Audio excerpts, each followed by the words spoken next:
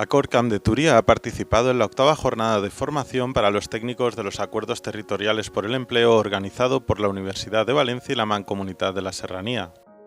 Rocío Briones, directora general de Labora, que clausuró la jornada, destacó la labor de los pactos territoriales como herramientas de dinamización y mejora de la empleabilidad del territorio.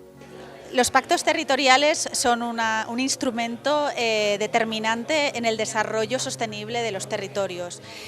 Por tanto, es una figura que promociona y debe promocionar a través de las políticas de desarrollo territorial la economía social. Desde el Gobierno valenciano, desde Labora expresamente, hay una relación directa entre las actuaciones que se llevan dentro de los pactos territoriales, porque la economía social es una forma, ¿no?, de llevar esa riqueza, ese crecimiento sostenible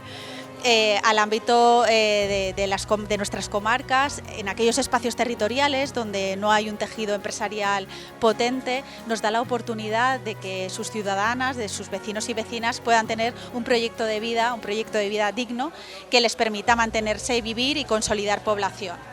La jornada enfocada en la economía social estuvo dinamizada por Jorge Hermosilla, vicerrector de Participación y Proyección Territorial y catedrático de Geografía de la Universidad de Valencia, que destacó la importancia de la economía social para mejorar la competitividad de los territorios. Hemos hablado de economía social y su relación con el desarrollo territorial, y ahí los pactos tienen mucho que decir, dado que son